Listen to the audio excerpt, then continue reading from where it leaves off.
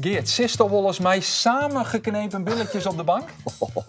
Andor, kom op. Ik ben 30 hier verslag jou bij Cambuur West. Ik die alle weekend niks hoors. Dat is toch wat wend. Ik ben wel wat wend. 8 seconden trouwens. We moeten Ja, natuurlijk ja. de Naar de Gosneltafel tafel. Ja, ja. introduceren. Want kosten nog moeite weer sparren. Oud-voetballer Tieme Klompen van de sportclub Jereveen. Uw eigen Roelof de Vries. Hij zit aan tafel. We hebben genoeg te bepraten. Zeker. We moeten vluggen, want Thomas nog naar Utrecht. Ik moet naar Utrecht en Petitfort. Want het is er een band om Utrecht heen. Waar je aan tafel. Skeuren.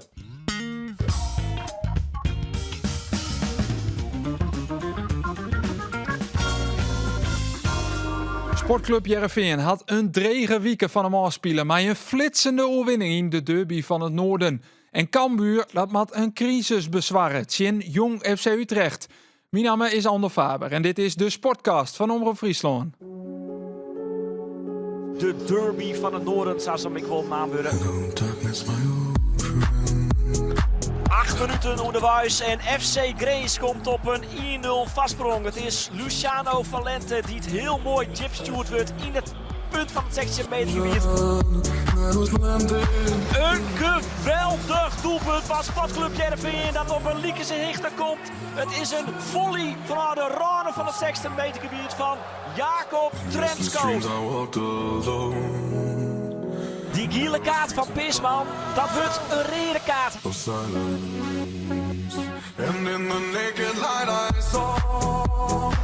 Het is weer zo'n typische Ion Nicolaescu doelpunt. Bal in het 16 meter gebied pompen.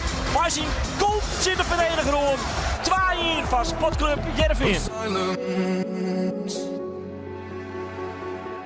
De heren, ze zitten er weer klaar voor. Geert van Tuden, sportverslagjouwer Roelof de Vries van Zelzek en oud-voetballer Tieme Klompen. Welkom heren aan tafel. Een sportcast zonder Arjen de Boer. Lekker vrij uit hoe voetbal praten. Mooi is het net, toch? Gaan we echt de inhoud nu? Nou, eindelijk Ja? is er een keer ruimte voor, jongens. Oh, Eindelijk is er een keer ruimte Wat een voor. genot. Het laatste Simmerske weekend efter de reg. Geert, had je nog wat moois die in oren weekend? Nou ja, ik heb dus nu een teruggebracht in een studio van Omroep Friesland. Echt mooi. Plaatjes draaien. Plaatjes draaien. De week van de jaren 80 was een groot succes. Hartstikke leuk. En juster ben ik op een training van Cambuur West. Hartstikke mooi, lekker in Sensie. Hier even wat dingen kleermaatje. En de rest van de dag lekker in de tuin omhongen. Wat is die favoriete jaren 80 plaat ooit? Ja, Eentje noemen, morgen mag het anders zijn. Ja, Kiezen, doe maar. die vraag is meer een uitsturing Excel. Oh. Dat vind ik ingewikkeld. Want ben zie je hier, ik weer discjockey in die tijd. Ik heb die meuk al je draait. Zie je dat voor je? DJ Geert van Tuin in mijn huis? Jawel. Ja, maar ik moet eerlijk zeggen, ik ben meer van de 70s, maar dat komt ook wat overeen met mijn leven. Oké, jongens, Arjen is er net. Het zou inhoud worden. We gaan terug. Roelof, doossoest naar Studio Voetbal. Oh, dan was dat ik nou... ja, je bent afbellen. Best al bellen. Ja, jong. Hoe kan dat? Ja, het wie geen crisis bij Jereveen, dus dan bel je ze af, hè? Oh, maar ze hingen daar uitnoeren voor de helderheid om te scoren, om te praten. Ja, met ik Robert kreeg een van Persie. vraag, sneur of vreten we er meer van. Ze dan een tafel en daarachter zit dan altijd een gast. Dat wie nou Wie belde, Jan Vincent? dat wie nou een voedseller? Nee, met oors. Die is een collega, even voor de duidelijkheid. Ja, het collega van Omroep Nou bij de NOS. Nee, maar dan zei van ja, als je Jereveen 6-0 wint, dan weet ik het net. Nou, toen zeg ik al op mijn telefoon naar de wedstrijd. Ik denk 2-1. Nou, nee, WK voedsel kwam voor in dit geval. Maar dan kan het team dus het gaan. Hier aan tafel bij de Sportcast. Voordat het wist, vorige week bellen ze die voor Studio Voetbal. Dus Ja, goed in best van Joert. nou, ik vind het wel raar dat ze je iemand uitnodigen en dan hangt het van de uitslag af of je mag komen. Ook dat is journalistiek, Ja, dat is toch, team, hè? nou, dat is belachelijk. Ja? Ja, wat zijn er nou voor afspraken? Nee, maar dat zijn ze van tevoren wel bij. Oh, oké. Het kan zijn dat zonder voorbehoud. Dus dat was heel netjes verder. oké, ja. Maar dat is wel journalistiek. En ja, jij Ja, bent je moet, natuurlijk nu... je moet flexibel Jij zijn. bent ja. ook journalist nu. Zeker. Is dat journalist, een hele goeie. Tieme? Wat voor journalisten werkt dat dan? Nou, ik schrijf voor het Dagblad van het Noorden Aha. over Groningen en Emmen. Daar heb ik een rubriek. En ik volg ook het amateurvoetbal, dus de ACV laatst gedaan. En ik verschijn in de podcast over Emmen en FC Groningen. Kijk dan. En nu zit ik hier. Nou, ik heb Nou die ja, geïntroduceerd als oud voetballer, maar dat is dus achter helle. Dat is allemaal achter de rug. Ja, sportjournalist Tieme Klompen. Zo is het. Ja, Zo hier zit is nog steeds een keer een oud trainer. Wat heb je nog? Ja, die ik naar West. Haken was heel de even, belofte maar. van Jereveen. Ja. We beginnen de stellingen, jongens. Beginnen met Roelof. Ja. Leuk en aardig, die omhaal van Sam Steintje in Jereveen. Maar de goal van Jacob Trensco is onnota de mooiste van het seizoen. Tuurlijk, ja. Geert, als Cambuur net wint van Jong FC Utrecht, is het crisis in jou. Ah nee jongen, natuurlijk net.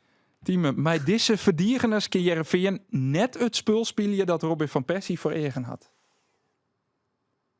Nee. Dus ja. Ja, De de dubbele ontkenning. Hij Dit is zit weer de erin. dubbele Hij zit ontkenning, erin. hè, Ja, dus- ja, ja. Roelof, ik ga juist geen moment op mijn samengeknepen billetjes zitten. Nou, is het 10 minuten? Nee, voor de rest nee. Dus ja. Ja. Geert, in mijn laatste Iris Cambuur-verslagjouwer vind ik het toch wel spietig dat de wedstrijd in Jong Utrecht in de Galgenwaard is. En net op het altijd mooie Zoudenbal. Ik ben sabli dat het in de Galgenwaard is. Alles 140 keer beter. En tot besluit, team Robin van Persie had juist de genoten van Sportclub Heerenveen. Dat snap ik wel. Ik nam het lekker. Ja. Ja, want wie het zo goed? Ik vond FC Groningen tegenvallen gisteren. En ik vond Heerenveen meevallen. Dus ja, daar kun je het mee afdoen. Ja. Eigenlijk. Dus ja, ik vond Heerenveen heel aardig voetballen, ja. Zeker. En waarom voel je Heerenveen? Nou ja, ik denk van tevoren denk je, oké, wat gaat Van Persie dan min of meer een klein beetje aanpassen? Nou, ze speelden toch iets vaker de lange bal. Nou, daar werd ik wel blij van, eerlijk gezegd. En ja, daar hielp hij zijn eigen verdediging ook mee. Dus ze namen niet echt enorme risico's in de opbouw, die ik eerder op tv eigenlijk wel wat meer zag. Dus ja, ik vond Heerenveen gewoon goed voetballen. Wie van Persie het eigenlijk technisch, tactisch beter steen dan Dick Lukien? Is dat te concluderen? Of is ze gewoon beter, kwalitatief beter?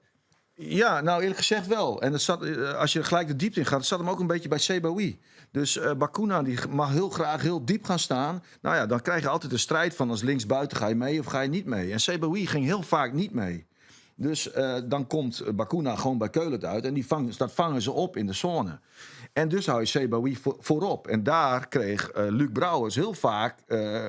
Die kreeg 2 hele goede kansen in de eerste helft. Die schoot hij niet binnen. Maar daardoor was Heerenveen ook bovenliggend, vond ik. En ook verdedigend, vond ik gezien. Kijk, Groningen, het geliefde spelletje van Groningen is door de as penetreren. Mensen vrij krijgen in de as. Schreuders en Valente op de binnenkant. Dat zeggen we bij die eerste goal. Ja, maar dat was eigenlijk het enige wapenfeit van Groningen. Ja. Maar hoe kan dat? Want volgens Greenzek, dat is juist alle Ja. wedstrijd. Hoe kan het dan dat het nou net slagen wie als het in die wedstrijd ervoor was slagen? Wie dat de verdienste van Heerenveen?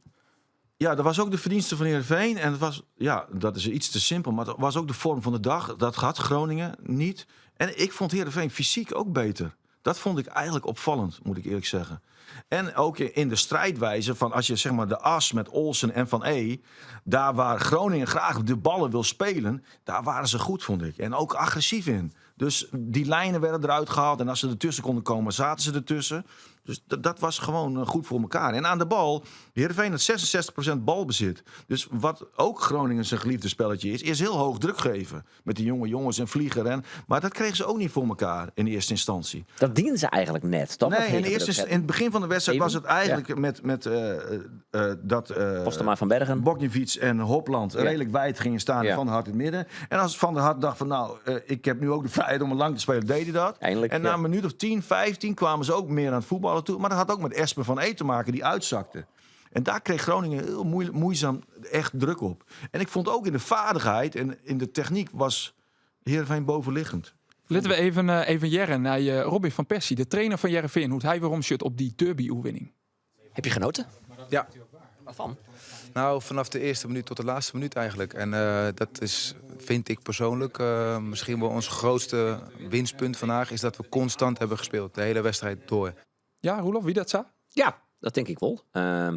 Ik vond het de beste wedstrijd van Heerenveen ontnauwta. Beter als NAC Breda, Thuisbeek Leagues? Ja, omdat het daarin fases wel even wat minder wie. En boven dat kregen ze ik denk 300% kans in. Nou, eigenlijk kregen ze nou 100% kans in en die gingen er in. Laten we even inzoomen op dat zindoelpunt. Waar gie dat mis? Gie dat mis bij Espen van E? Gie dat mis bij Hopland? Bij een combinatie van beiden? Stier Brouwde misschien wel te volle naar de zijkant? Oh, je bent scherp. Ja. Ja, er gaat van alles eigenlijk fout, of veel fout. Kijk, wat je dus tegen Groningen niet wil, gebeurde bij die goal. Dus als Hoven, zeg maar, in de as op de middenlijn ongeveer aan de bal kan komen in het middenveld, dan is hij gewoon goed aan de bal. Ja, dan krijg je Valente op de binnenkant, dan komt Schreuders op de binnenkant. Dan kom je in allerlei keuzes terecht, want daar dwingt Groningen je toe. En ja, Heerenveen had in het verloop van de wedstrijd veel vaker hoog druk. En dus kom je daar niet in terecht. En dat was bij de goal nog wel zo. Ja, en daar dekt Hopland door op Van Bergen. Nou ja, dat was ook wel een hele goede actie van Bergen. Dat hij hem naar binnen kapt. En op dat moment moet Brouwde ook een klein beetje kiezen. Want Vin Stam, de linksback, komt hoog te staan. Waardoor je toch denkt, ja, misschien moet ik daar ook rekening mee houden. En daardoor ontstaat de ruimte voor Valente om in te duiken. Dus ja, en Van E wordt dan overlopen. Maar dat is wel lastig als middenvelder, want dan moet je draaien. En Valente heeft het gezicht naar voren. Dus het was ook gewoon een goede goal. En Twente en AZ zegest, vooral in AZ, tweede helft. En in Twente eerste helft. Dat Jereveen achterin bleurden ze de bal rondspelen achterin. Ja. En ze kiezen daar ik net gauw van de lange bal. Dus het weer breien. Toen kreeg ik inderdaad die samengegrepen billetje, zeg maar. Van ik denk, komt het allemaal wel goed? Waarom lukte dat dan nu wel? Was dat puur alleen omdat ze die lange bal sneller gaven? Wat? Denk ik wel. En ook als je bijvoorbeeld naar Bogdanovic keek, die af en toe wel misschien in verlegenheid kwam, omdat hij zo ver naar de zijkant komt of aan de bal komt. Dat was nu minder. Dat was iets meer positiegebonden, denk ik. En dan moet ik wel eerlijk zeggen, ik heb die vorige wedstrijd op televisie gezien. Dat is altijd lastiger, vind ik. En wat ze dus ook af en toe doen, is dat Keulert of Brouwer als een soort van middenvelder erbij komt. Ja, knijpen naar binnen. Ja, maar deden ze ook niet altijd. En zolang Groningen er ook geen druk op kreeg, dan hoef je ook niet zoveel van positie te veranderen. Dus dat deden ze ook niet. En wat ik opvallend, dat vind ik opvallend, Heerenveen speelt met echte buitenspelers. Ja. Dus Trensko en Sebaoui spelen bijna bij de zijlijn. En je ziet, kijk, Bakuna is niet een echte rechtsback. En die Vin Stam, die komt van Jong AZ. Dus ja, die moet ook wel wennen. Dus die zaten elke keer van, maar als hij dan helemaal op de zijlijn gaat staan, moet ik dan kort dekken. Dus daar zaten altijd rustpunten voor Heerenveen. Dus dan word je ook dominanter aan de bal. Snap je dat Bakuna, die wie nogal voel in het interview met ESPN? Die voelt blokzeil al. En zijn rol in de goal van Nicolescu. Vond je dat chic? Of zei het van, nou, dat maak je net wel? Nou ja, ik vind dat volledig. Het is niet. Dat moet je niet doen. Dat is de boodschap. Maar het gaat erom wat hij bedoelt. Dus wat mij betreft, Bakuna mag zeggen wat hij wil. En dan zegt hij dat voor de camera. Ik hoorde ook dat analisten vonden dat niet. Daar ben ik totaal mee oneens. Weet je wat relevant is? Wat is dan de inhoud van die boodschap? Waarom vind je dan Bakuna dat Blokcel iets niet goed doet? En wat doet hij dan niet goed? Dat moet je hem vragen eigenlijk deze week. Ja. Dan wordt het interessant, want dan gaat het erover, wat gaat er dan fout? Ja, dan wordt het inhoudelijk. Ja. En ik vind deze sportcast ontnoten ook al zeer inhoudelijk. Geert, wat vind je dat? Als senior lid van deze club sta ik te stuiteren, jongens. Ja. Ik zeg het gewoon, ik ben net zo van dit diepgaande geanalyseerd. Omdat ik meer ook wel gewoon als liefhebber, zeg maar steeds. En dan heb ik wel genoten van Heerenveen. Dus dat is... maar bij mij speelt het dan nog een oorverhaal. Ze verliezen maar 9 van AZ. Ja. De wereld is te klein. En Robert van Persie doet het helemaal verkeerd. En als hij zo doorgaat, dan komt het niet goed. En Riemer wordt van stal gehaald. En Foppen wordt van stal gehaald. En de hele wereld wordt van stal gehaald. En die van Persie zegt, maar we gaan wel door. Kijk, dat vind ik dan leuk. En dan jouwt hij iets meer, want het is zo, de Hesgeliek, iets meer. En dan just zo'n Bogdanovic, die denkt, ik hoef niet meer helemaal in het keurslijf. Die wordt vrijer in de kop. Ja. Nou, en dan is het weer kleine aanpassingjes en dan spelen ze een prachtige wedstrijd. Ja. Maar ik ben al vanaf de eerste dag fan van Robin van Persie, moet ik zeggen. Zo. Want ik vind het een toptrainer. Ja, de is net de enige, want Roelof, je maakt wel een klik, toch? Van Persie en Do. Overigens, dat wat ik nog wel eventjes in Dijs lezen. Kortere vraag. Haal ik even word ik even de Bakuna van deze podcast. Stel eens een korte vraag, man. Godskeleeren, dat hebben we dat is trouwens. Dat doen we Aasten. We Aasten hebben een voorbeeld van. Ja, dat weet ik dus niet. Ik denk op een gegeven moment, ik maak er een beetje gimmick van, dacht ik op een gegeven moment. Dat was de eerste keer niet de bedoeling. Hoeft voor mij niet hoor. De tweede keer, nee hè? Nee hoor. Stel gewoon een korte vraag. Nou ja, ik vond wel, kijk, waar wil ik naartoe? Nou, we hoeven je net al die interviews te fileren. Maar lekker in de openbaarheid. Maakt mij niks uit hoor, vind ik leuk. We hebben de vergadering nog niet gehad, dus ik kan best wel even evalueren. Litten we dat voor de sportvergadering horen. Die interviews litten we hier bij de inhoud horen, want daar ben wij van. Nicolai Hopland, wie een basisdebutant. Hoe had hij die in team? Nou ja, los van dat moment bij de eerste goal, wat niet makkelijk was, maakte hij op mij een goede, sobere. Ja, ik hou van soberheid.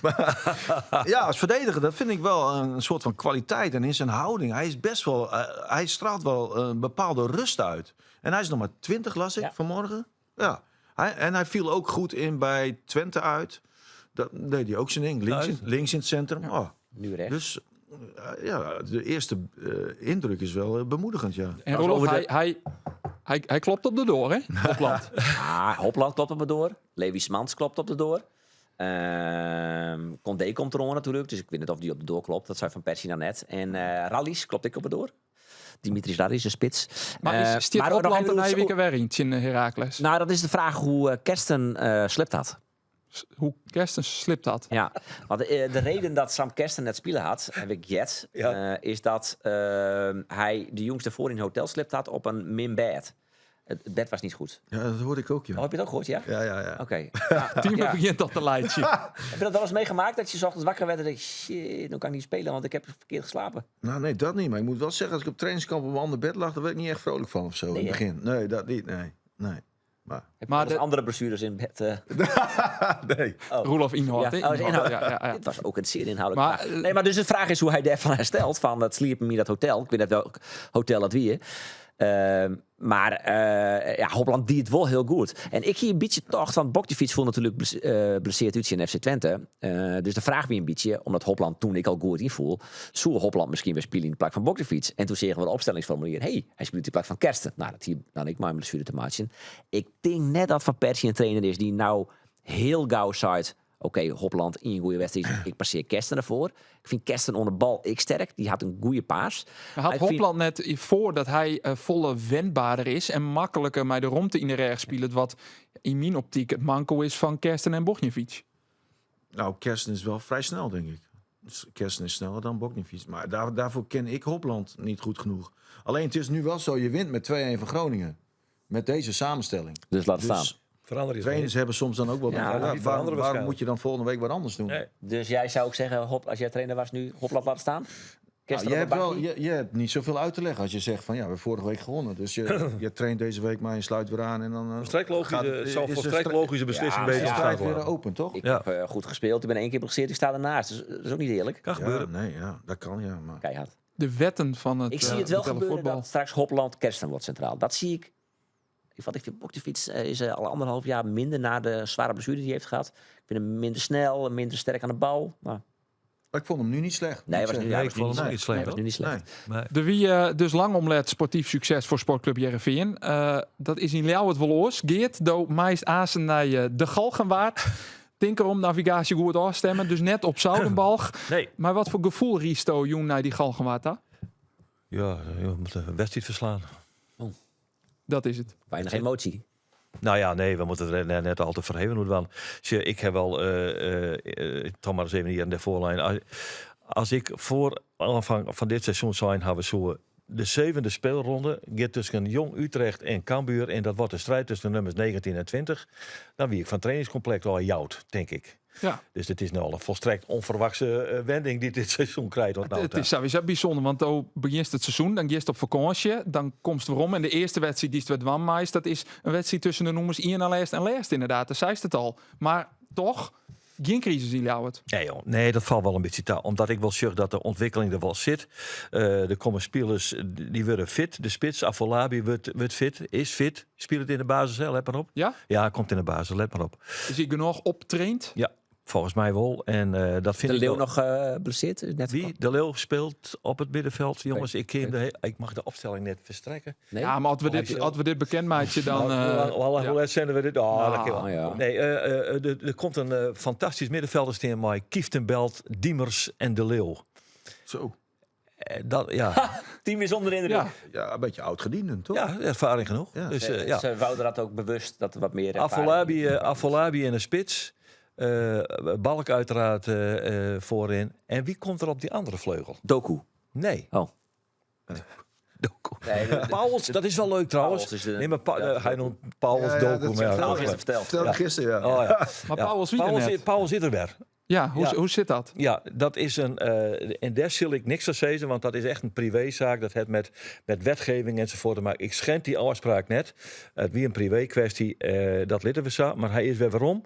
En ik denk dat hij ook bij de selectie zit. Oké, Maar hij zit net in de basis. oké. En wie zit er dan op linksbuiten? Nou, dat is de quizvraag. We Aasen hebben een echte quiz, maar dit is al een soort preview. preview. Wie Bekooistra? Nee.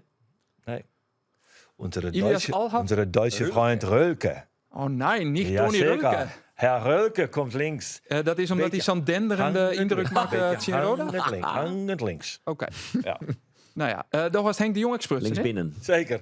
Wat zei Henk de Jong? Had hij al wat last van crisis of iets dergelijks? Nee, jongen, Henk de Jong is rustig en positief gestemd. Ik heb hem even vregen. Als het just, hoe we spelen en de kans die we krijgen is hartstikke goed. We krijgen bijna geen goals in. Ja, dat gaat omdraaien. Dat gaat omdraaien. Pauwels is erom. Hoe fit is die? Paulus, dat weer in privéomstandigheden en dat weer heel vervelend voor hem. En ik mij in privéomstandigheden net zeggen wat er is. Snap ik. Die had toestemming gekregen om weer te gaan voetballen. Nou, dan kan je hem zelf wel even nadenken dat er iets weer wat net klopte. Maar dat mandje met voetbal, alles is goedkeurd. Dus ja, en je kan nooit een risico meer nemen. Dus vandaar dat hij net kon spelen en alles weer dwanken.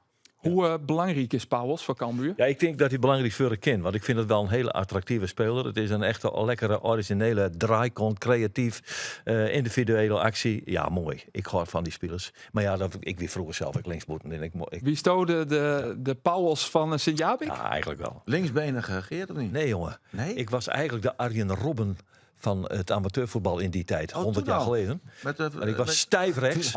op de binnenkant. Ja, nou weet je wat het punt is? binnen, aardig. Het is heel simpel. Ik was 16 hier en toen zijn ze, worst in het eerste voetbal hier? Ja, dat wil ik al natuurlijk. Ja. Was wel linksbuiten. Ja, 16 jaar ga je niet zeggen van nee, wil ik niet. Dus linksbuiten en ik ben er nooit weer waaivest. Dus ik wie een beetje de Arjen Robben avant la lettres, zullen we maar zeggen. Uitkappen, rechts, schieten, pasen. Want ik ben chocoladebeen. Hoor. Oh jongens, wacht. Het is er 4. Het is er 4. De Ja. favoriete rubriek Ja. van Timo Klompen. Want dat was elke week mij, toch? Ja, ik probeer het wel te raden, ja.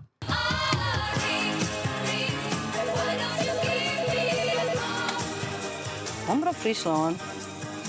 Waar heb ik aan de telefoon? Nou, Timo, dan mag je de eerste vraag stellen. Als fanatiek zieker naar de juiste persoon. Met ja of nee, hè? Weet je? Komt u uit Noord-Friesland? Ja. Uit Noord-Friesland. Noord-Friesland. Bent u een voetballer? Nee. Bent u trainer?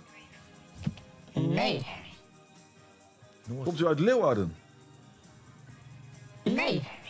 Oeh, jongens. Roelof? Geen voetballer, geen trainer. Komt uit Noord-Friesland. Ja. Bent u Arjen de Boer? Nee. Oh, godzijdank. Geert, Arjen de Boer. Geert, Zo. hey, jongens, een tip. Daar had altijd wel zo'n uitspraak. One handshake away. One handshake away van Lamine Yamal, jongens. Van Robert Lewandowski. Van Pedri. Ken je hem die uitdrukking? Dat je dan in een hoor jou en die had weer een oren. Ja. Ik lees hem maar even uit. Ja. Dus het voor mij even uitleggen. Barcelona. Dus dit. Nou, niet zeggen. Dan. Nee. Laat het gewoon even aan. Slang duurt, dan knip je maar. Nee. Maar one handshake heeft Wat hij- erg dit. Barcelona, jongens. Recent nog. Het is nog geen weekelien. Dat hij de hoornsquad had van Lamine Yamal. Ah, natuurlijk. Van Lewandowski. Ik weet het al. Patrick Inia. Ja, Patrick. Ja. Ja. Zo, jongens. Dit moest 4 weken komen. Dit is Ik denk ik... dacht van de morgen nog van hij ziet je maat Patrick Inia wel als mystiek. En dan zitten we hier 4 vragen te stellen en dan denk je niet, oh ja. Oh ja, dat wie hem. Ja, want Patrick, door hast al een Thomas die een Champions League debuut maken. Dat is assistent skiersrochter. Dat debuut wie je bij AS Monaco in FC Barcelona. Hoe wie dat? Ja, spannend. En natuurlijk een droom die uitkomt, hè? Ja, dat wie als liedje jonkje doest op het voetbalveld kamers toch zo. Ik wil ooit assistent skiersrochter worden in de Champions League. Ja, zeker. Toen is hij me besmetten met het virus. Toen dacht ik, hey, dit wil ik echt. Ken jij zijn vader, Timo? Dat is Adriaan Inia. Nee, Ook een zeer bekend assistent. Ja, de naam is wel heel bekend. Ja, maar, zeer nee. bekend. Ook Ja. Champions League gevraagd. Ja, EK 2008 nog. Ja. Met Pieter Vink. Ja, ik weet wie je bedoelt, ja. Ja. Ja, nu valt het muntje. Maar ja. is dat de reden, Patrick? Had hij inderdaad daar een beetje warm maken voor dat vlagje? Nou, hij had me net zozeer daar onder druk zetten, ja. Maar alle keren dat ik hem zeg trainen in de sneeuw of in de stromende regen, dan dacht ik wel van, hey, als dat brieken kist met de vlag, dan zou dat fantastisch zijn dat ik dat echt heli ken. Want met de bal wiet me net slagen. Nee. Nee, daar kan ik om mij praten. Waar wil ik hier op het voetbalveld staan? Ik ging in Breun in het redden van Tribuan, Patrick. Ja. Heegstelber, onderschat dat niveau net. Zerst onkomen dat je hem deze wedstrijd met Team Lindhout, om het samen te zeggen, krijgt zoen? Nee, wij kregen van tevoren hier al het wel te jaren kregen dat hij het Champions League debuut maatjes zoen. Nou, dan is natuurlijk de ziekje in de 18 wedstrijden die er die waren en toen ze spelen worden. Ja, en dan verwachten ze deze natuurlijk net, want dit is wel het Barcelonaatje en het prachtige Monaco. Ja, dat verwacht je natuurlijk nooit. Ja, maar dat is Dan heb ik wel verteld dat ik iets stadionwest ben van AS Monaco. Hasto in het stadion van AS Monaco. Ja, ook de juniors AS Monaco, jongen. Maar dat is heel apart, want dat luidt heel heeg. Ja. Dus dan komt ze steeds maar beneden en dan is de PVJ omheen en dan komt ze pas in op het veld. Dat is een hele aparte gewaarwording, toch? Ja, klopt. Ja, het is echt een heel mooi stadion. Ik ken het een hele prutte meisje niet, maar Nee, het is zelfs sfeerloos. ja, precies. Ja, ze kist het eigenlijk wel nemen, helaas. Maar Maar wie het dan wel speciaal om op het veld te staan, maar die grote voetballers van Barcelona, wanneer hem ze krijgt? ja, nee, we eerst in de Spiederstunnel. Hè, en dan haast dan zo'n ballenjongen bij de handbeet. En dan die Champions League tune. En dan denk je, heb ik nog zo'n zwithandje of is dat van het jonkje die hier voor de eerste keer op het veld staat? Ja. Maar nee, fantastisch om mij te maken. Nou, aan de begeleiding luidt het net, Patrick. Want volgens mij is Erwin Seinstra die coach. Ja, klopt helemaal. Ja. Heel blij mij, dus echt heel goed contact met. Ja, en die had natuurlijk bult en ervaringen. Ja, dus dat is mooi. ik heb er van leren. Ja, Erwin Seinstra zit bij Team Guzebujuk. Doos is dan nou bij Team Lindhout. Ben je mijn first team? Ja, alleen dat Danny Makkely en Guze Buurk die gaan een fast team. En daaronder wordt nog wel wat rouleerd om te zien van wat is nou uiteindelijk de perfecte match. Ja. Want we maken net al die vriendjes van elkaar wijs. Dat is natuurlijk echt belangrijk. Want het is ook belangrijk om de wier iets in elkaar te zezen. Ja, toch, Dus, want Erwin, ik heb het maar even met die gewoon met Erwin. Hij zei, het is van groot belang dat Patrick nou wel een fast team krijgt. Want dat brengt het succes op de grote toernooien. De zakkomst op de grote toernooien. Ja, klopt. Ja, klopt helemaal. Nou ja, dan is de vraag wat voor team dat wordt. Het team Lindhout dus misschien. Gie het goed daar in Monaco? Want ja, je hebt hier al een hele betierde rode kaart voor Barcelona. Ja, door je voorbereiding krijg je zoals trainers en spelers erdoor. Wij zien de beelden met waarom. Girona in Barcelona hebben we helemaal uitpluizen. En dan jouw Lindhout na 10 minuten een terechte natuurlijk rode kaart. Ja, dan kan de voorbereiding weer een beetje de prullenbak in. Want dan wordt er natuurlijk weer oors voetballen. Dus ja, daar mag je ook weer mee omgaan kunnen. Maar dat slag er best. Dus wij kunnen terugzien op een fantastisch debuut. Dus, maar je zit serieus succes. wedstrijden waarom te zien van ploegen die je hem fluitjes is maar. Ja. Zien waar ben keyplayers, waar ben eventueel vervelend. Of waar ben misschien wel supersnel. Of standaard situaties, vrij trappen, hoe we die namen en de hoekskoppen. En dat is voor u zeker heel belangrijk. Ja, nou is natuurlijk de grote vraag. We hebben daar komend weekend langs de linie joggen. Ja, dat is, die onstellingen ben nog net binnen. Dus het is voor mij nog een verrassing. Want wij jaren elke mandje werd weer hinnematten. En dan mag je daar weer op voorbereiden. Dus. En dat kan van alles wezen. Eredivisie, zoals Juster, Fortuna, PSV. Zo'n soort wedstrijd, KKD, het ken al jaar. Ja, dat ken al jaar, ja. En volgende week is er weer Champions League. Dan weer een nieuwe onstelling Europees. Daar gaan we nog niks hoe yet. Dus dat is echt best spannend. En dat is ook altijd maar een paar dagen van tevoren. Dus ja, dat is oorwachtje. Welk stadion hoop je nou nog op? Als ik zeg, het zou zo mooi zijn. In dat stadion nog een keer vlagje mee. Ja, Liverpool ligt me natuurlijk wel fantastisch. Real Madrid. Er binnen zoveel stadions waar nog een keer in worst. Ja. Ja, de best nog maar Jentri Patrick. Dus de hast nog even om die stadions al te Dan vinden. was gewoon dezelfde ambitie aan het bijlezen als Roelof de Vries. Die het alle stadions in Nederland gewoon, behalve dat van Top Os. Ja, Dus, die moet nog vinken. Had ik wel stellen dat ik bij FC Broadwest ben? Ja? Sterk nog wel. Ja, Roelof had op een heel soort plak geweest. En och jongen. nou ja, waar weet Patrick ook een heel soort Irek. Dankjewel Patrick, dat is even on de lijn komen woest. Graag die, jongens. Is talent Jesse Roosendaal is gekapt, hè?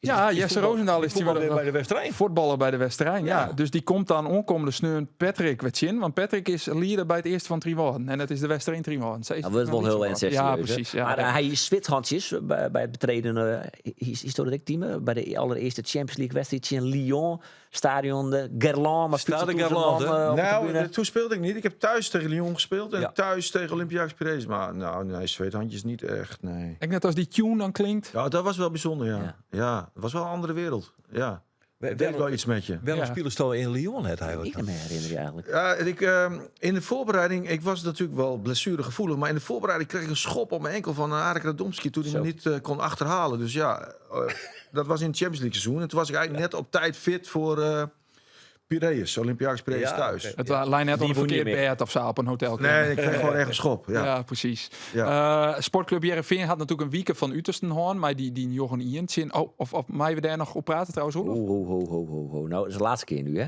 Ja. Zou ik mijn maat Robin? Ja, ik zou zeggen, want al was het onderbrutsen in het Robin interview. zitten. Ja. Toen sto de Jochen Ien neemt. Een Dus beetje een knipeeg van hem. Want ik woe een beetje lange intro van een vraag. Oh. Ja. Goh, Ja. dat is niet voor mij. Nee, dat gaan we nou net. Nee, dat gaan we net herhalen, Geert. Godzijdank. Dan Ja. ben je toch de stuurt die het heen. Maar dat wie een mijn Nee, knipeeg een voor de grapje, een grapje van Robin. Ja. Is die echt wat opvallen in die wedstrijd? Die drie wedstrijden die van verslag die je hast? Is mij AZ, wat Twente, opvallen? Heerenveen. Ja, qua speelstijl is er iets verloren? Of Nou ja, het is natuurlijk wel van kort achterin, tik, naar wat iets meer een lange balgong. Dat had het team kijkt en heeft mij ook al omskreun. Dus het is iets minder risicovol roenspeling daar achterin. Ja, en er zit wel een stijgende lijn in. En het is boven dat leuk om naar te zien. Zelfs FC Twente, wie best wel leuk om naar te zien. Alleen, het is een vraag natuurlijk een beetje. Het is sowieso rete interessant om dit te volgen. Hoe hij hem ontwikkelt. Ik spruts Freddy Middy nog even. Maar Kees van Wonderen bijvoorbeeld. Van nou, ik kom een keer hier uitnodigen aan de tafel. Maar hij zei, ik wil nou net volgen hoe jij vindt. Hoe mijn graaf reageren. Dus daar hier en vervolgens die bij Studio Voetbal juist. dat voelt mij ook op. Maar hij wie wel heel diplomatiek hoe jij vindt, voelt mij op. Dus dat wil hij gewoon net. En hij zei wel, wat ik vreeg me af, speelt Heerenveen nou volle onvallender dan onder hem? Want hij heeft natuurlijk dat stempel dat hij altijd heel verdedigend speelt. Maar dat is ik wel een beetje vreemd wat hij kregen had. Want hij zei, ik speel al sinds ik hier ben. Op de eerste P-wedstrijd speel ik. Maar toen nam je het systeem van Tobias, maar de 4-3-2 wat succesvol wie nam je oer. Maar de rij speelde hij best wel onvallend. En hij zei, Van Persie keert dan wel een stapje verder daarin. Maar die lage opbouw woon, zei ik altijd not wel. En dat gaat Van Persie dan maar verder. Alleen nog, daar namen ze gewoon wat te volle risico. En het was iets te veel, die samengeknepen billetjes inderdaad. Ja, maar het goede is wie Juster dus op die beginfase naar net. Daar hast mij Luc Brouwers sprutsen. Ja. Ja, ik mat was Corrie, we hadden een vraag wat in kwatten. Ik zei tegen Mats Keulen het afgelopen vrijdag, soms heb je bij die opbouw een beetje last van samengeknepen billetjes. Nou is Mats natuurlijk een Duitser, dus hij begreep dat woord niet. Jij wel. Dat had ik nu wat minder. En jullie winnen ook. En dan komt het woord logenstraffen een beetje bij mij in gedachten. Heb jij logenstraffen? Logenstraffen. Nee, ken je niet? Is dat, zou Mats dat wel moeten kennen? Of, Ik denk dat, nou ja, misschien komt het wel uit het Duits, dat weet ik niet. Nee, Logenstraffen. Nou ja, in ieder geval dat je nu even laat zien tegenover. Er komt misschien wat druk op. En dat je nu laat zien dat jullie daadwerkelijk wel goed kunnen voetballen. Dat je zegt, haha, ik zie je wel. Dat gevoel, heb je dat een beetje? Nou, ik denk als wij hebben teruggekeken naar de wedstrijden. En daarin zie je inderdaad dat wij veel kwaliteit hebben. En dat wij dat opbouw goed beheersen. Alleen dat we ook wel eens overdrijven. En nu zie je wel dat we sneller, en dat is niet een bal wegschieten, dat is ook opbouwen, maar dat we sneller Nico proberen te bereiken. Wat zei dat oer van Persie dat hij dus net stug vasthoudt ons zijn idealen, maar daar ook wel flexibel mee omgaat?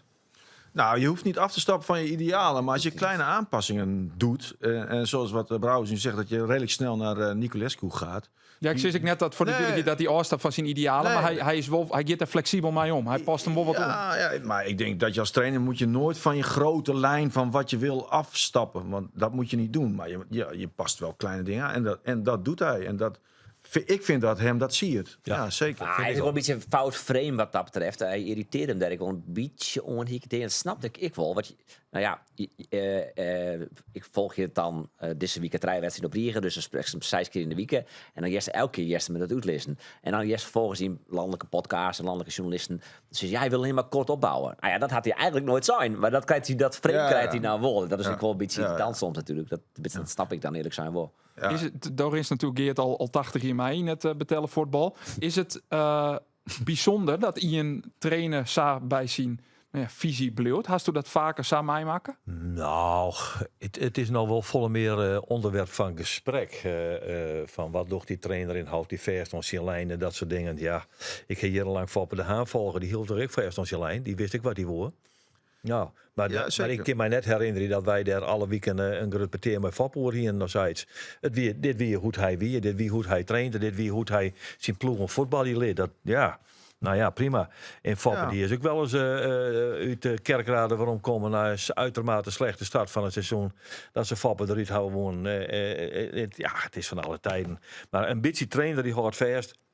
Wordt dat wat hij denkt dat goed is voor zijn elftal. En dan ben ik het bij team in dat je dan in staat bent om daar maar wat lietse aanpassingen, de nuancering in orde te brengen. Want waarom zoen je net? Dan steer je zelf ook in het paard. Ja, ik vind er alleen maar heel blij mee werden. Die zijn er wel wat interessants over die opbouw, vond ik gisteren. Over hoe jullie dat in de tijd van Foppe deden.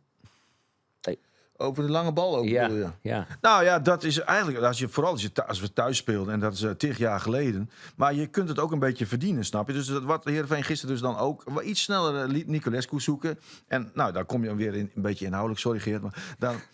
Die speelt dan tegen Blokzeil. En eigenlijk is Peersman aan het zoeken naar Brouwers, omdat hij ook graag door wil stappen. En Groningen wil in principe hoog druk geven. Dat willen heel veel tegenstanders in de beginfase. Maar dat moet je soms gewoon even overleven. En daarna kun je misschien de opbouw wel verdienen. Ja. En dat gebeurde ook wel een beetje. Want toen gingen ze Groningen verder terug. En Esper van Gaan E ging uitzakken. En de backs deden mee. En dan kom je aan je misschien meer geliefde spelletje toe. En hoe vaker je ook thuis wint of resultaten krijgt, ja, dan gaan tegenstanders op een gegeven moment toch verder terug. Dus dan kan Van Persie zijn spelletje gaan spelen, wat hij ambieert. En dan word je alleen maar dominanter. Maar soms moet je dat ook even slim zijn en dat verdienen. We hadden het van tevoren ook over van wat is nou eigenlijk, als je nou puur die 11 spelers met elkaar vergelijkt, wie zou je voor wie willen inruilen? Vooraf. Wat is nou kwalitatief een betere ploeg? En we zeiden op zich scheelt dat niet eens zo heel veel. Maar wat zeg je nou achteraf? Dat is best wel een kanteling. Ja, nou ja, voetbal is ook voetbal is ook iets van dagkoersen. Hè? Ja, precies. Dat is ook een beetje opportunisme. Ja, maar Heerenveen kwam daar gisteren absoluut beter uit. Ja. Maar als je bijvoorbeeld naar de voorste 4 van Heerenveen kijkt, dat wint toch vooral de boetenspelers wien de uitblinkers, toch? Ja, Ferry de Haan zei dat ze artiesten hadden gehad. Nou, gisteren kon je dat een beetje zien, vond ik. Ik vond Seboui goed. Ik vond Seboui misschien wel beter nog dan Trensko. Terwijl Trensko een hele mooie goal maakte. Ja, want ik zou zeggen, Roelof vond het de mooiste van het seizoen. Technisch jongen wie het natuurlijk echt een fenomenaal doelpunt. Ja. Hoe knap wie dat? Ja, het was een hele knappe goal. En er is ook, dat doen trainers, er is ook over nagedacht. Want kijk, hij zette Trensko aan de rechterkant. Want als die bal eruit valt, is dat voor een linkspoot lekkerder om op de goal te schieten. En aan de andere kant had hij of Espen van E of Seboui. En Seboui werd soms 6e kopper. Dus ja, dan kun je met je favoriete been uithalen. Hij staat daar bewust. En Groningen, dat heb ik vanmorgen op een andere podcast uitgelegd. Ja, Groningen stond echt heel slecht in die corners. Vooral in de 16 meter bezetting.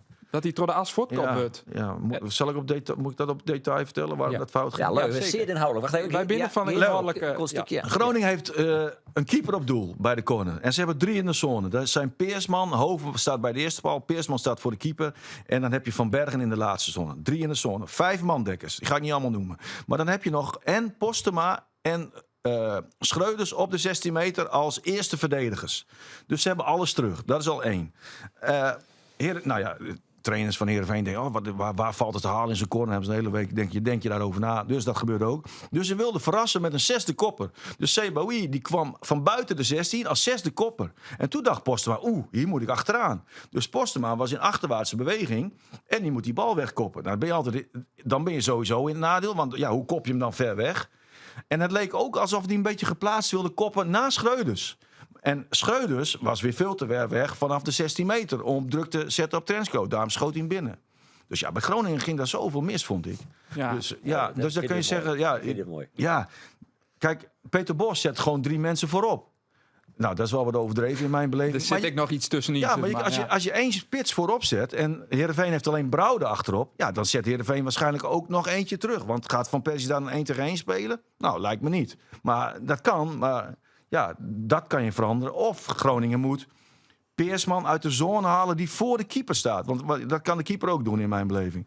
Dus ja, dan hoeft Postema niet terug. En kunnen Postema en Schreuders druk geven op de 16 meter. Ja, daar gie je een hoop mis. Ja, Snap je dat, Ander? Ja, Ja. ik Nee, meestal wel. zit er een presentatie. Zelfs ik tussen. begrijp dit, hoor. Ja? Nee, maar dat vind ik Nee, wel maar dat is niet wel- op veel te ik- slaan met tegen Nou ja, het zit te ver gaan, dat snap ik. Maar Nee. Maar, Ja. maar ik vind, soms denk ik wel, en dat zullen jullie, Geert en de anderen ook hebben.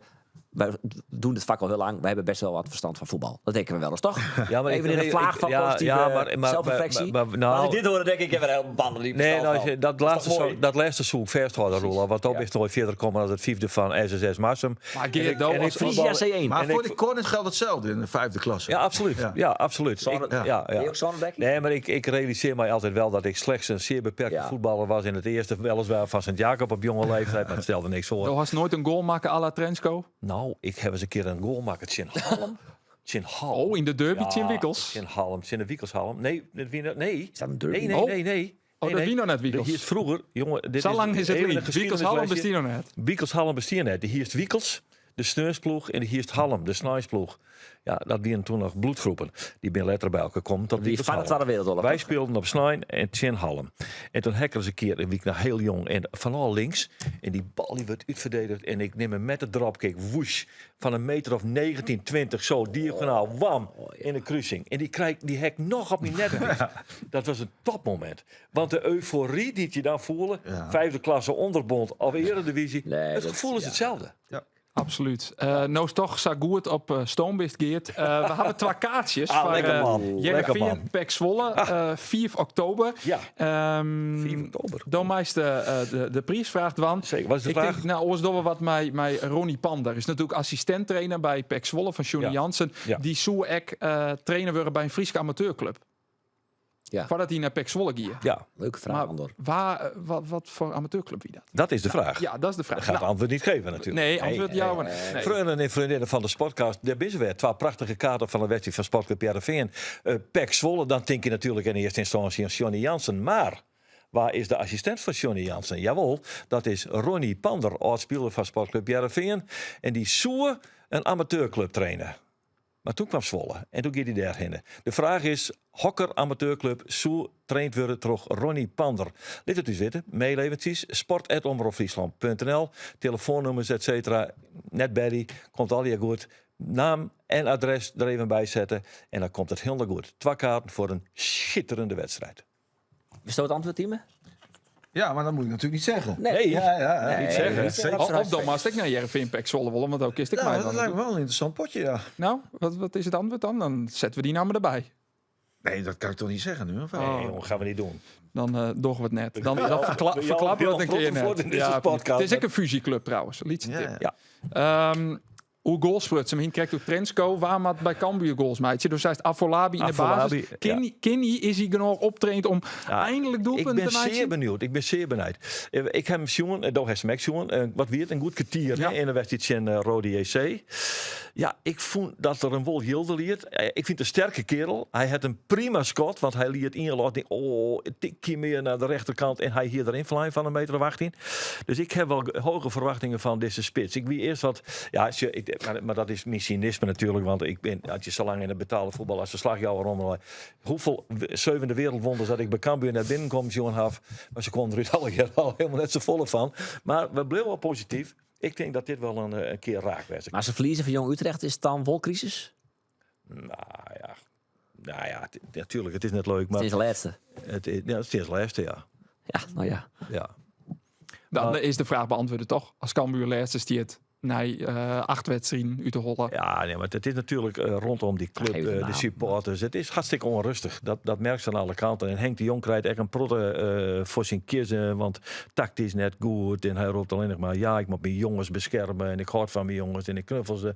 En dat alles werd hij in een succes hier de credits voor kregen, werd nou Zinnenbroek. Nou, dat is voetbal. Opportunisme. Maar we gaan natuurlijk... Nou ja, we kennen gewoon op de inhoud toch ik wel wat kritiek aan. Dus het is slim Ja, maar toch. Diemers links boeten zetten. Er ben ik wel wat dingen. Ja, maar waar Diemers- precies, ja, ik heb het bedoel, met ik vind net Diemers- de verkeerde trainer. Dus daar gaat het net om. Maar je kunt toch gewoon op de inhoud wel een beetje kritisch werden. Nou ja, maar hij zet hem links boeten. Dat is iets te vier. Ja, links binnen, krijgen Weer wel wat hangend. En ik heb er met Diemers door gehoord. net. Wij vonden het net leuk. En ik denk dat ook net. Nou, hij zegt stel liever op mijn eigen positie. Ja. Dat wel. En dat is Jong het geval. Dat is Jong het geval. Ja. Centraal, Ja. middenveld. Kan Cambuur wat leren van Greens team? Want die hebben natuurlijk vorig jaar in november, wat stien ze? 13e of 14e. Ja. En ben uiteindelijk tweede worden. Wat kan Cambuur daarvan leren? Nou ja, daar ken ik Cambuur niet goed genoeg voor. Maar ja, Groningen sloeg echt een weg in met jonge jongens. Er werd afscheid genomen van Kevin van Veen. Soeslof ging weg. Ja. En Lukien had een bepaalde speelwijze waar hij dus ook aan vasthield. En wat hij ging eisen. En het was eigenlijk min of meer van, je gaat mee of je gaat niet mee. Ja, Dus maar er dat werd is eigenlijk wat er bij grens Cambuur ook al wat getrokken. gebeurt. Van de Water. Want De Soeslof van Cambuur. De Soeslof van Cambuur, van de Water. Ja. Dus ik ben Bergsma, duur betaalde kracht, maar eigenlijk niet meer. Nou, zo kan ik wel even terug in. Hele protomeens gevoerd. Er komen voor terug Narti, zeer groot talent uit de eigen opleiding. Wiebe Kooistra, de Harrekiet die speeltijd krijgt. Mercera, Leeuwarder jongen, die heel jong is, maar fantastisch doorontwikkeld. Dat is wat Cambuur docht. Ja. Maar dat heeft kost tijd nodig. Precies, dat kost je niet. Want waar is die FC Greens vorig jaar naar de eerste zonwedstrijd? Ik noem maar even wat. Ja, heel laag. Ongeveer op de plaats waar Cambuur nou staat. Ja, Tine. niet zo laag, maar Ietsje wel, hoger. Ja, niet heel goed, nee. Dus nee. Ik jij het wel geert, dan maak ik die zwaar. Nee, ik heb er echt vertrouwen in. Ik maak me wel wat zwaar over Remco Balk. Daar had juist met hem praat. Die had zijn emoties beter onder controle zitten. Zeker. Maar is daarmee echt net het gif wat uit zijn spul verdoen? Want hij komt je man mee voorbij. Nee, dat is weer. Maar hij docht wat hij docht wel wat hij dwam had. Namelijk bikkelhut werken. En Gazian voor het team. Ik denk dat hij de man weer die 4 de meeste kilometers rond had. Druk zetten op de zinstanders. Zijn taak meer dan voldoende uitvierde. Dan komt dat wel weer. Hij doet precies wat het goed is. Werkie. En dan komt die passeerbeweging weer. Ja? Ja, ben ik ook van. Je hebt net de volle energie in dat druk zetten zitten. Want inderdaad, hij heeft Galicia, Rode JC. Het wiel ook de 89ste minuut. En hij sprint ze wat het hele veld door. Hartstikke goed natuurlijk. Maar ja, hij is juist een speler die het aan de orenkant het verschil maakt. Dat docht hij nog te min. Dat is duidelijk. Hij heeft mij juist het doelpunten beloofd. Dus. Ja, ze beloven wat, jongens. Als ik daar zei, dan komt dat helemaal goed. Ik heb er alle vertrouwen in, jongens. Nou, dan gaan wij daar vanuit. Sfeerloos, dat zal het jong wel worden, denk ik, in die Galgenwaard. Wat zit er in die Galgenwaard? Toezenman? Ja, zoiets. Leon? Ja. Ja, dan is het redelijk sfeerloos. Wat dat betreft kun je beter op Zoudenbal zitten. Ja, nee, jongen. Dat is... Maar toch heeft dat ook zijn charme, Zoudenbal. Ik heb Jong Utrecht FC Emmen gezien. Daar stond. Je het goed maar die teamen. Wat zeg je? Vrijwillig naar Jong Utrecht Emmen. Ja, dat was voor mijn nieuwe functie. Oh ja, live ja, blog gevolgd en rubriek gemaakt. Maar daar zat ik ook achter een lichtmast. Ja. En dus de eerste goal zag ik ook niet. Ja. Maar ja, dat heeft toch ook wel weer wat. Had je laptop bij je? Ja. Moest je ook stroom hebben? Ja, dat kon ook. Ja, kon dat? Wisten ze wat stopcontact zat? Ja. Weet je wel wat het zit, dat stopcontact? Er is 1 stopcontact op de tribune van Zoudenbal. Nou, zo goed ingevoerd ben ik dan Ja, niet. ik wel, want ik moest het zoeken. Met Johan Stobbe van Leeuwarden Krant. Vraag Johan maar naast hem ziet. Wij moesten een stopcontact. Want ja, die apparatuur moest dan een stroom. Die man zei, hier is geen stopcontact. Johan en ik op onderzoek uit. Waar komen we uit? Aan het einde van dat tribunetje. Voorste rij? Ik net zo gebeurd. Dan moest je over het muurtje kijken. En dan zat aan de buitenkant een krakkemikke stopcontactje. Ja. Ook dat is het leven van sportjournalistiek. Ja, toen de Hercules. Wie Hercules Cambuur? Ja, nou wie daar een hele perstribune, daar wie nog een soort van extra desks opturen. Oh ja. Dat is natuurlijk volle min. Nee, maar hier niks. Nee, dat is soms bij 100 zit dat workoren, want de verlengkabel wie ik dat al zo. Persoonlijk vind ik die orencomplexen mooier van de betaalde voetbal. Wel eens bij AZ, hè? Schitterend trainingscomplex. Bij de Wanne. Ja, met dat mooie Hergang, gebouw. PSV. Schitterend trainingscomplex. Klopt, Van de toekomst zeg ik niks, want niet objectief. Gemene delen is dat er bij de belofte teams natuurlijk geen sfeer is. Dat wie de juster in het Abelensa stadion, denk ik wel. Do bist Roelof altijd vol lof hoe de sfeer in het Abelensa stadion. Wel, ja. Dat wie juster ik weer perfect in. Op in denk je, nee, wat hast du van die klokpartij bij het uitvak? Ja, tijdens de wedstrijd, zo de beste ont commentaar aan, dat minstens ik. Dus dan let je toch vooral op de bal en het spul. Ik zie op een gegeven moment wel u met e-groeken dat er even een vechtpartijtje weer. Dat ik letter op wat Bielen wil bij Romsjoen. Ze bouwden bij de club ik verschrikkelijk van trouwens, want ze binden daar dan de hele week ik wil maar bezig om te zien hoe dat gaat en hoe dat rint. En ik een soort kritiek hoe dat er dan een buscombi is. Maar ja, in de jaren daarvoor hien ze een buscombi, dan moesten ze de kaart bij het stadion ophellen, maar daar doen ze door de vattuin van van omwenners van de Heerenveen heen en die vernielen ze derde. Dus ja, toen hadden ze dit weer omdraaid. Maar ze willen natuurlijk zo toegankelijk mogelijk wezen. Maar wat ik nou eigenlijk het meest opvallende vond van die slaanderij... Wat ik begrepen heb, wie er dan een soort van ruzie... omdat er in een bierkoe een oor heen ging... of dat Grange of Heerenveen is weer, weet ik eerlijk zijn net. En toen kwamen er stewards bij, die zijn gewoon mee in mij komen. Dat Jos in het uitvak. En het uitvak, de supporters van Grange reageerden erop. En dan binnen 2, die klimmen over die plastic wand heen. Maar ik zie die 6, Douwe Amels, Europees kampioen hoogspringen... die krijgt dat niet voor elkaar, hoor. Dat is echt knap. Dus eigenlijk vind ik het nog wat opvallend dat je... Klim maar eens over die plastic wand heen. Is het meer dan 218? Maar toen zien ze er in. En toen kroepelen ze hoe dat grote spandoek wat dan over de zwol heen rent. Dan vallen ze heel hoe heen. Dan ben je uiteindelijk bij die stewards of, nou ja, uiteindelijk weet ik veel wie. Dan Jos een paar keer wat klappen moet delen. Toen kwamen er zo'n 8 man van de AE, dus de anonieme eenheid. Dus dat ben man de politie en burgers is maar, van de ME. Die komen naar beneden. Die pakken die 2 jongens beet, pleuren op de groen en die geven me toch houden op die lui. Nou, toen weer kleer. Hier is er niks van Sjoerd, maar dit is gewoon een hele inhoudsvolle analyse. Tamelijk gedegen ooggetuigenverslag, moet ik zeggen. X-account voetbal ultras. Nou ja, ook allemaal ordinaire meuk. Maar goed. Ja. Klein smetje. Ja, nou ja, goed. Ik vind natuurlijk, het voetbalhooligan-probleem is een probleem. We zeggen het juist direct weer bij NAC, die uitfans die het hun gigantisch misdroegen in de Kuip. Okay. Ja. Maar het is, wat mensen vaak vergeten, is dat het net procentueel net iets heel vaak gebeurt. Ik zeg Jan de Jong laatst in een interview bij Rens of zo leuk, die zei in 1% van de gevallen, er werden 800 wedstrijden per jaar, gebeurt er wat bij wedstrijden. En dan wordt er heel erg de klamlijn op het voetbalhooligan probleem. Terwijl ik wel eens denk, ja, ga naar de plaatselijke kroeg in de Westerijn en er gebeurt in 2-3 keer in de week is ik wel een slaanderij. En daar had de media het net over. Of in Sint-Jabik of is het aan de dat alle mensen uit de Westerijn leuk op je. Zo zit het, tinker om. Tinker nou om. de Westerijn. Tinker de stigma's, Roelof. Tinker de stigma's. Dat bedoel ik net zo. Sorry Westerijn. Maar ja, dus dat irriteert me enorm. Dan denk je, oké, je moet het niet bagatelliseren. Het is een probleem. Maar lees dan ik eens een keer die claim op al die oren. Het is een maatschappelijk probleem. Nou, ja, helder. Ja, dank je. We gaan naar de Hoe Think Ik, jongens. Want deze podcast vol inhoud, die is al haast weer een eind. Ja, ik heb boel leerd. Ja, ik zou zeggen, even gauw reflecteren. Ja. Hij is als Sander van der Heijden. Ik hang aan zijn lippen. En ik denk, wat is toch een prachtig spel, dat voetbal. En wat fijn dat er iemand is die mij de details kan verklaren. Ja. Ik ben is dit al Fries schreeuwen, Tieme? Nee, dan kunnen die ik hier op de schreeuwen voor u. Nee, spreken lukt ook niet echt. Dat probeer je wel. Maar ik versta alles hoor. Ja zeker. Roelof, tevreden met die inhoud van deze podcast? Ja, ik ga van hem genoten. En Tieme, daar had een man van 16 jongen toch wat leren kennen hoe voetbal. Dus ja, voor die is het een mooie podcast. Ja, het is een beetje de kunst om het toch 60 of 16 jongen simpel te vertellen. Het lukt niet altijd natuurlijk. Jawel. Hartstikke goed slagen. We beginnen naar de Thinkings. Ja. We beginnen met Roelof. Samengeknepen billetjes of toch ontspannen billetjes? Ja, ontspannen. Ontspannen billetjes. Heerlijk. Ik laat ze lekker los. Tieme, Nicolai Hopland of Pavel Bogniewicz? Nicolai Hopland. En Geert, Sportpark Zoudenbalg of Dogs de Galgenwaard? De Galgenwaard. Tierentank, heren. Tierentank Tieme, dat is de winnst. Kom in Kwartenberg eens een keer de Elzoek zitten. Jim, Tierentank, Faratien en het haakje naar de sportcast van Omroep Friesland.